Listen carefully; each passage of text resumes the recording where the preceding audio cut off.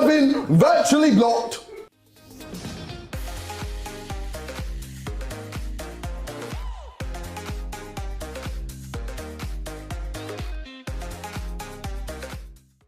What has happened with the advent of social media and the straightforward dissection of movies is the sheer ignorance that follows in discrediting the detailing and world building that has gone into making Avatar 2. While everyone is entitled to their opinion on films, when statements get passed around like lag tha, maza nahi aaya, boring hai, kuch mass elements nahi hai, just to dismiss the entire film, it represents really bottom of the barrel critique of a film that has much more to offer. After 13 years and hard labor and development of this universe, James Cameron presents us the sequel of Avatar with A Way of Water that looks at the life of Jake Sully, played by Sam Worthington, who is a family man with his wife Neytiri, played by Zoe Saldana, both parents of 4 children. Pandora has become his home and he is the leader of the Navis of the forest, and they have equipped themselves in such a way that they are ready to meet the threats face on if the Sky People were to return. The Sky People, now in Avatar clones, as after their deaths their memories were stored and placed in these new and more physically abled bodies, returned to Pandora not only for material excavation but to envision the planet as the future of the human race. Looking at the long haul mission that they have in mind, personal vengeance also motivates Colonel Miles, played by Stephen Lang, who wants Jake Sully to beg and plead for mercy. I went for Avatar 2 with the sole intention of watching it in IMAX 3D, and my god, is it truly meant to be witnessed in precisely that format.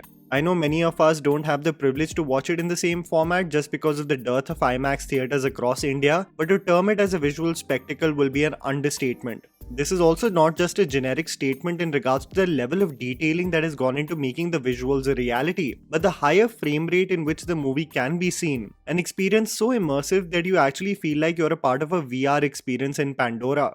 Russell Carpenter with his cinematography really has made the 13 years worth the wait, because the film really aims to take you through Pandora like you had forgotten about it.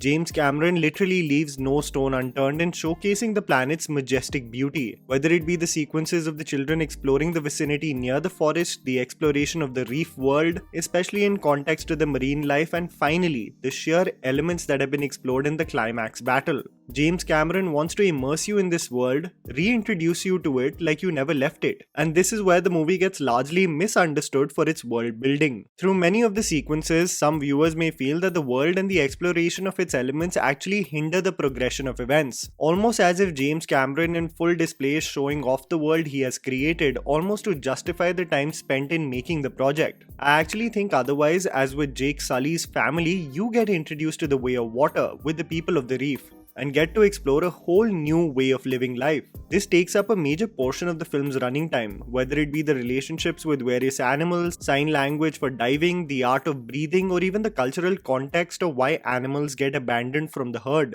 All of it provides us context so that we get well versed with the world, as this franchise has no signs of stopping anytime soon. I do agree that the film's running time of 3 hours and 12 minutes does get laborious, and they could have easily cut down 15 to 20 minutes of its running time, as it really does get into the tropes of raging hormones, teenage angst, and petty battles as the Sully family aims to assimilate in their new environment. But one thing I'm ready to debate about with anyone is calling it only a visual spectacle that is devoid of any emotions. I completely disagree with this sentiment, because I actually think the sequel is far more emotionally compelling than the first film, as it actually showcases a new layer of Jack Sully as a family man and a father. And one of the most surprising elements for me was how beautifully it developed the characters of the children, each having a distinct personality of their own. My favorite individual threads including Loak, played by Britton Dalton, the younger son who is extremely rebellious and just wants to be seen by his father like his perfect elder brother, and the character of Kiri, the adopted daughter of the Sully family who struggles with her identity and slowly recognizes the gift that she has been bestowed with.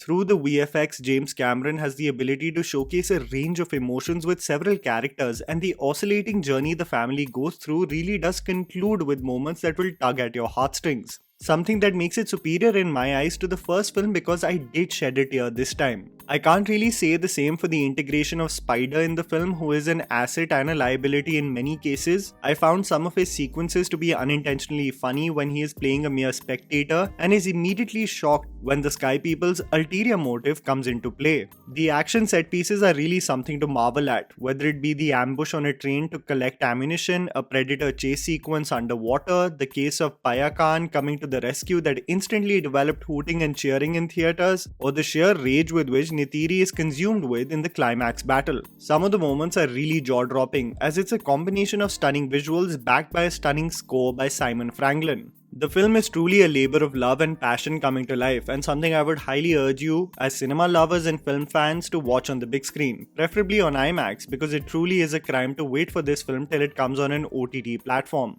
I was worried about this long hiatus, but I'm pleasantly surprised and content with this thrilling ride that James Cameron took us on with The Way of Water. There are very few creators like him who passionately develop projects rather than looking for easy cash grabs, and that's an aspect that I genuinely respect him for and his creations. I hope we stick together for cinema like this. And that was the video, guys. Write down in the comments below what you thought about Avatar 2 The Way of Water. Please don't forget to follow me on Instagram, the handle's right in front of you. Follow me at JammyPants4. Also, please support us by smashing the like button and subscribing to our channel for weekly content ahead. Thank you for watching.